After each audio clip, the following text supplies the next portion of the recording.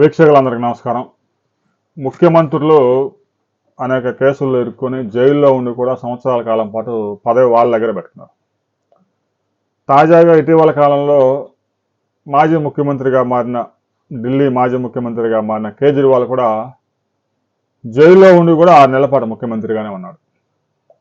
ఇక బీహార్లో లాలూ ప్రసాద్ యాదవ్, తమిళనాడులో జయలలిత, ఈ విధంగా ఎవరైతే ముఖ్యమంత్రి పదవిలో ఉండి జైళ్ళకి వెళ్ళారో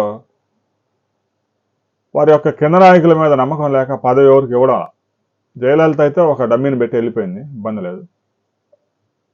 బీహార్లో లాలూ ప్రసాద్ యాదవ్ జైలుకి వెళ్ళినప్పుడు భార్యను పెట్టాడు. కేజ్రీవాల్ మాత్రం ఎవరికైనా పెడితే వాడికి వైద్య పదవి వాళ్ళు నేను వచ్చినా వాడు బోడని చెప్పేసి అతనే ఉంచుకున్నాడు. ఇక తాజాగా జరగబోయే పార్లమెంట్ సమావేశాల్లో ఒక చట్టం తీసుకురాబోతా ఉన్నారు. ముఖ్యమంత్రులు కానీ ప్రధానమంత్రి కానీ ఏదైనా కేసులో 1 నెల రోజులు జైల్లో ఉండాల్సి వస్తే 30 రోజులు కనుక దాటితే పదవి ఆటోమేటిక్గా ఊడిపోయింది. అంటే కేసులు సహజంగా రాజకీయ నాయకులకి కేసులు కొత్త ఏం కాదు. ఎన్ని ఎక్కువ కేసులు ఉంటే వాడంత తోపు నాయకుడు. ఒక్కొక్కళ్ళ మీద 40 కేసులు 50 కేసులు తక్కువ ఉండవు రాజకీయ నాయకుల మీద. మరి ఈ కేసులన్నీ తీర్పు వచ్చేసరికి ఒక 270 సంవత్సరాలు పడుతుంది కాబట్టి తీర్పు వచ్చిన తర్వాత అమలు చేయాలని సాధ్యం కాదు.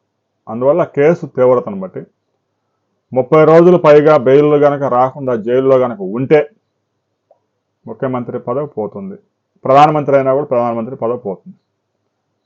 దీనికి సంబంధించి ఒక చట్టం తయారు చేస్తున్నారు. వచ్చే పార్లమెంట్లో ఆ బిల్లు పెట్టి చట్టంగా రూపాంతరం చేయబోతున్నారు. ఇది ఒక మంచి నిర్ణయం. దీనికి సంబంధించి ఒక బిగ్ అప్డేట్ రాబోతా ఉంది. ఆ తర్వాత మరిన్ని వివరాలతో మరో వీడియోలో మనం కలుసుకుందాం.